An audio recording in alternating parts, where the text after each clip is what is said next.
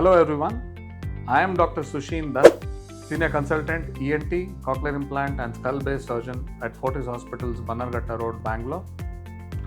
Today, we are going to discuss a little bit about head and neck malignancies or head and neck cancers.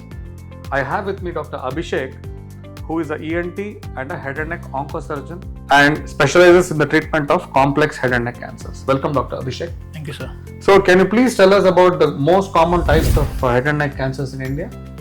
So, head and neck cancer as such is very common in India because of the habits which we have in India. But then, squamous cell carcinoma, also known as SCC, is most common cancer in India and in fact throughout the world when it comes to head and neck cancer. So, is the burden of head and neck cancer more in India because of our tobacco chewing and smoking habits? Yes, definitely. It is because of tobacco chewing and smoking, and also because of the synergistic effect which the alcohol has on the tobacco chewing and smoking.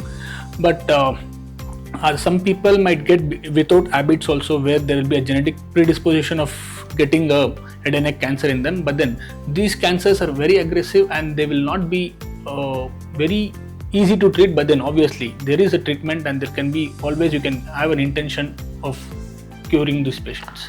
What are the most common symptoms which will lead a patient or a clinician to suspect cancer and then seek medical help? When it comes to in head and neck cancer, when it comes to we will divide it into oral cavity cancers where there will be an ulcer which is not healing for more than 3 weeks, and if they have a voice change for a long time, that is for more than a month, and if they have any swelling in the neck, or if they have any repeated bleeding episodes from the nose which is not subsiding with the normal treatment which they usually seek from a general physician, then they have to suspect, and especially in a patient who is elderly, more than 50 or 60 patients with habits, we should always suspect tumor whenever there is when the symptoms are not getting relieved by the regular treatment. So, is it possible to make an efficient diagnosis at the OPD level? Yes, it is definitely possible to make a diagnosis in the OPD level, because we have sophisticated instruments like endoscopy to check our voice box and also our nose in detail, where we'll be able to see if there is any tumor in the nose or in the voice box, and for that matter, if you have any tumors hidden in the oral cavity also, it can be seen through the endoscope.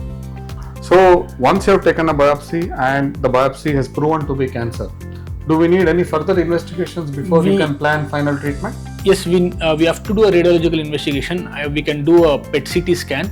Advanced tumor, we decide on which radiological investigation a patient needs, but then PET-CT scan is the ultimatum, where we have to get it done to see if there is any spread in the disease from one part of the body to the other part of the body. Correct. So, is there an effective treatment or cure for advanced head and neck cancers also? Definitely it is there, but then we have evaluate the patient in detail, get the PET-CT scan done, and also see how much the disease has been spread, and accordingly we have to plan for surgery. And there is something called as neoadjuvant chemotherapy, where the tumor will be shrunk and the vital part of the body can be saved before the surgery, where we'll give the chemotherapy and we can offer the surgery for the patient, and the tumor can be removed completely. So, early diagnosis, good treatment and a tight follow-up can help in the management of early and advanced head and neck cancers. So, let us be aware of these common symptoms which are not to be missed. Thank you.